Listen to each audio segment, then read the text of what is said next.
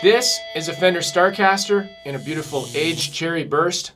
I think it looks beautiful. But how does it sound and how does it perform? Let's find out.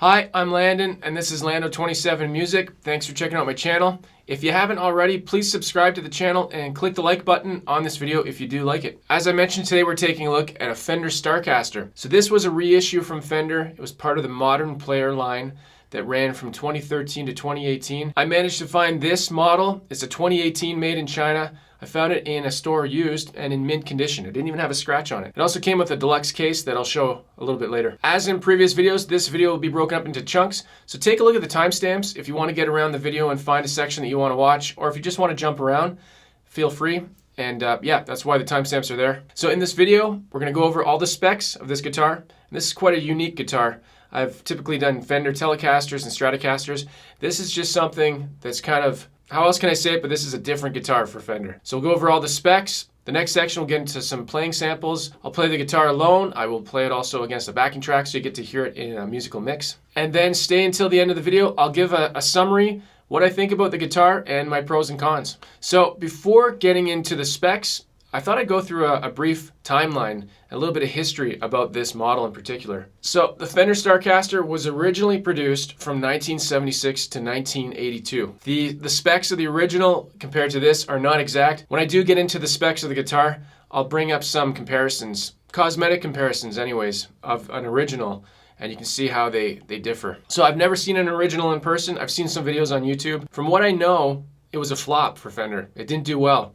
It was kind of competing with Gibson's hollow body guitars at the time. The Starcaster name has also been used by Fender for another line of guitars that ran from 2001 until 2014. They made an entry-level Stratocaster that was found in big box stores. And I'll put that up so you can see what I'm talking about. You can still find them. They're relatively cheap. I don't know how they compare against a Bullet or an Affinity, but anyways. Then in 2013, Fender reissued this model, part of the Modern Player series, and kind of like an homage to the originals. It came in 3 colors. I've got an aged cherry burst. There was also a natural finish and a dark walnut, I believe. And that series ran until 2018. They no longer have this in production anymore. So to actually find one in mint condition was really a surprise. And I would say the person that owned this previously didn't even play it. It didn't even have a scratch on the pickguard. So it was nice to find this. Great find. So in 2019, once again, it was reissued, but this time it's in the Squire line. And they've also added a number of different models and colors, also with active pickups. So you can find this model again, but it'll have to be a Squire from now on, unless they change it back. All right, like I do in previous videos, we'll do a quick spec rundown and then we'll get into some really detailed specs. I hope to, in other videos I've done deep dives where I open up the guitar. This one is a little bit different, being that it doesn't really have a cavity that you could open up. Most of the work is done through these F-holes and through the pickup cavities. So we'll see what I can do. I'd like to take a look inside and take a look at the pots if possible, and the pickups.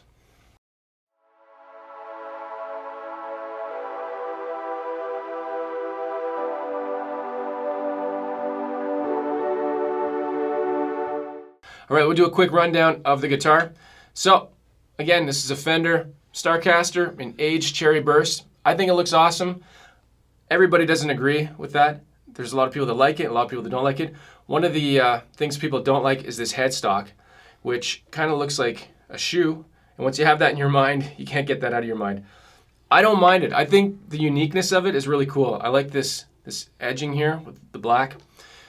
Just going down briefly the specs here. It's got standard Fender tuners, it's a maple neck. From what I can tell, it's a one-piece maple neck. It's not a maple fretboard on top. Yeah, it's got the skunk stripe. Walking down here, got 3-way pickup selector. If you're used to a Gibson or even my Fender Deluxe, I'm used to having one right here, but they put it down here. 2 wide-range humbuckers, modern wide-range humbuckers. Got your bridge set up here that you typically find on like a Gibson. Les Paul. 2 tones, 2 volumes, 2 F holes, the Fender nameplate, and that's it. So that's a quick basic rundown. We'll actually get into some more specific specs. We'll get into the actual numbers. We'll weigh it. We'll take a look at the resistance of the pickups. We'll get into everything. And then we'll hear it. Again, like I said, stay till the end and hear what I think of it. All right, first thing I like to do is take the weight. This one's a little bit more difficult to balance just because of the shape, and it's not flat. It doesn't lie flat. So anyways, we're looking at a 4.152 kilograms. It's a 9.15 pound guitar. So it's a little bit on the heavy side, I would say. All right, next part, we're taking a look at the resistance of each pickup. Some people like to know the reading that you get. So I've got my multimeter here, and we're going to check the neck pickup. So I plug in a guitar cable, turn everything up, and the first one, neck pickup, is 7.41. Just trying to get it in focus there. There we go. In between neck and bridge, doesn't really matter, but it's 3.9. And then the bridge is 8.22, so the bridge is definitely the hottest. All right, so the next part, in previous videos, I've taken guitars apart, I've taken all the parts out, and I wanted to do that with this one, except with it being a hollow body guitar, it's not that easy to get into it.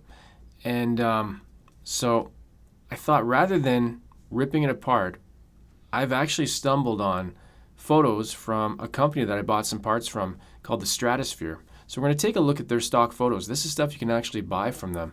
So here's the exact same guitar, and you see the cavity for each pickup, and there's the shielding paint, and these are all the components pulled out. So it might be kind of hard to tell from the scale, but these are mini pots. They've got the modern wide range humbuckers. You can see the back of them here, and then all the different parts that make up the guitar. You got the pick guard and the knobs for the volume and the tone. And the main reason I didn't want to touch anything was I might have trouble getting it back in properly. This is not something that I'm familiar with. Hollow body guitars are not my specialty. I've never actually worked with one before, so I didn't even know how to get the parts in or out of the guitar. So I watched a couple of videos, and basically you have to like fish them through the holes and kind of wire them through and pull them through with kind of guides. And it looked like a lot of work. Didn't really want to mess this one up, so I was lucky that I found these photos. This is again from the Stratosphere. So now let's go over some more detailed specs. All right, I'm going to do a couple passes over the guitar. You can see some extreme close-ups here. I'm going to run through all the specs in detail, and you can try to focus on what I'm saying, but you're probably going to be mesmerized by these amazing close-up visuals. Anyways, so the body material of this guitar is a laminated maple with an alder center block. The body finish is a gloss polyester, and the shape is an offset. So the neck is maple. I mentioned that before. It's a single piece. The neck finish is like a high gloss polyester, not something that everybody would love. The neck shape is a C shape. It's a 25.5-inch scale length. Fingerboard is maple because the whole neck is maple. Fingerboard radius is 9.5 inches. There's 22 frets. You can see the close-up here on that little black strip that I really like. The frets are medium jumbo. A lot of people like those. The string nut is synthetic bone, and the width is 1.650 inches. And it's a standard 4-bolt neck plate, and these close-ups are amazing. You can see that it's bound. It's got a binding around the whole body. And getting into the electronics, it's 2 modern wide-range humbuckers. You got a 3-ply pick guard. It's black, white, black. And the bridge, this is something I'm not familiar with, being used to Fender Strats and Fender Tellies. It's what they call a adjust-o-matic with anchored tailpiece. And everything's in chrome, beautiful chrome. The hardware on this thing is really great. I think it's really, really nice.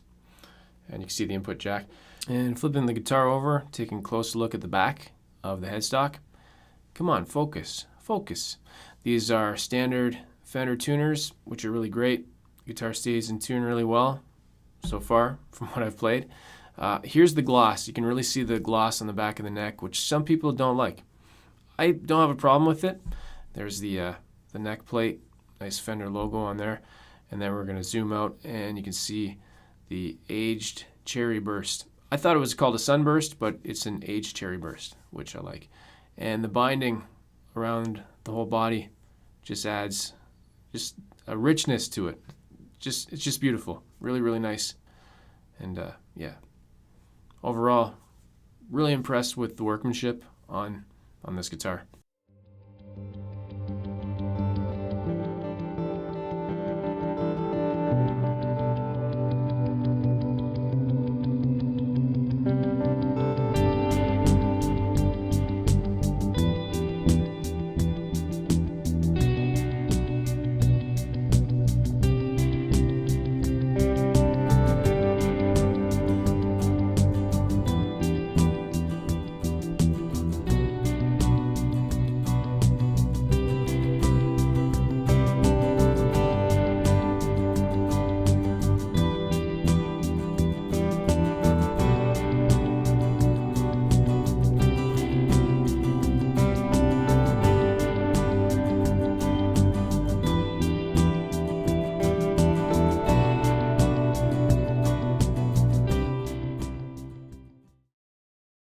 And a little bit of bonus here, I'm featuring the case that I got with it. You're not going to get a case if you buy it, but because this guitar is such a weird shape, you have to get a case that can accommodate it. And this is one from Guardian Cases, and you can see there it has 6 locks on it, which isn't what I'm used to. I'm used to about 3 or 4. What impressed me about this was the padding inside. And maybe, I'm just not that familiar with all the different cases that exist, but this one has a lot of cushion. You can see the kind of pillow shape there. It comes with 2 locks, or 2 keys for the lock. And the handle is very cushiony. Everything's very lush and cushiony, which you need for this kind of guitar. Even the top is extra padded. So it's very secure inside this case. And if you're going to get this kind of guitar, you're going to need a case for it, basically, if you're carrying it around. It doesn't just fit in a standard case. And like I mentioned, it's got the 6 locks. Pretty good case. I don't know much about this company. If anybody has any comments about it, let me know. If you have any experience with Guardian cases. I think they're a smaller company and they do custom cases. Anyways, thought I'd show that off quickly. And yeah, really happy with it. Definitely something you need for this kind of guitar.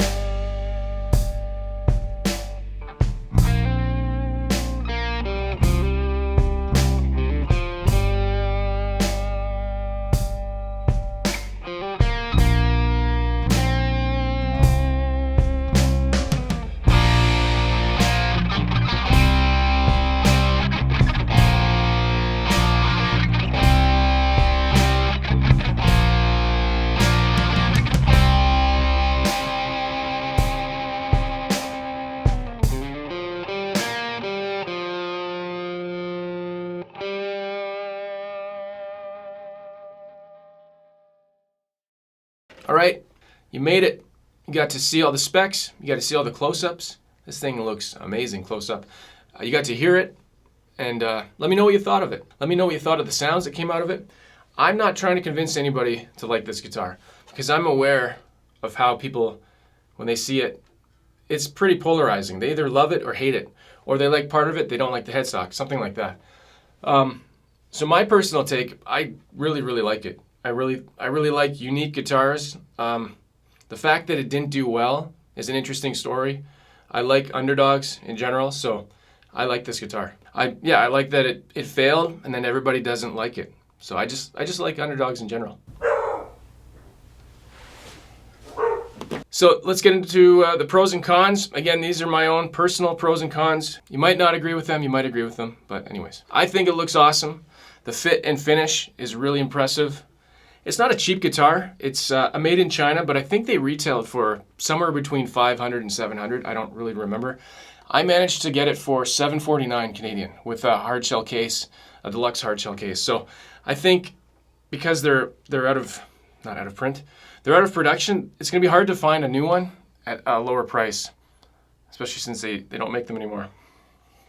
I just said that. The hardware is great. They're using standard Fender hardware. These are standard Fender tuners. The three-way selector switch actually feels more solid, I can see it here in the camera, than this three-way selector switch on a Pro Telly. And I'm not just saying that. I'm not selling these guitars. There's no reason to say that other than it's true. So I hope you believe my word. It's just a better switch. It's more solid. I like the tones I got out of it. Even with the glossy finish, I think it plays well. It's not as sticky as the Squier Classic Vibe necks that I've seen, which have like it's a lot of gloss, but it's okay. I don't know. Some people really hate it. Some people really like it. I like the tones from the modern wide range humbuckers. I think they're super versatile. You can play them clean. You can give them a lot of gain. And yeah, it's really cool. Yeah, this guitar can handle a lot of different genres. Now, getting into the cons. Again, all personal. This guitar weighs in at 9 pounds. You saw it when I weighed it. The weird thing about that is, so 9 pounds would be considered pretty heavy for a guitar, unless you're used to Gibsons. Certain Gibsons are pretty heavy. The way the weight is distributed around this guitar, because of the size, I don't feel the 9 pounds. So maybe because it's not so compressed and tight, it's stretched out. I know that might sound weird, but that's how it feels. It seems okay. So that is a con though. It's 9 pounds. It's not a light guitar. Yeah, and I mentioned this a few times. This will be a con, of course. The style is not for everybody. An offset hollow body with a weird headstock that people might not like. That could be a deal breaker right there. Glossy neck, I mentioned that already, but that can be a con if you don't like glossy necks, if you like satin only. In terms of, I said the fit and finish was really great, and it is until you get to the 17th fret. Just up here, there's just a little bit missing. It's not really that bad though. I typically don't play up there myself, and that's something that can be corrected, but I'm just pointing out stuff that I noticed. Otherwise, so yeah, that's my pros and cons. Otherwise, beautiful guitar. Beautiful. Can't stop looking at it. And I hope you can't stop either. Hey, I'm not trying to change your mind. If you like this, you like it. If you don't like it, you don't like it. Everybody's got their own personal taste. And remember that when you're commenting on a video and you're ripping somebody for liking or hating something, just remember that. Personal taste, okay?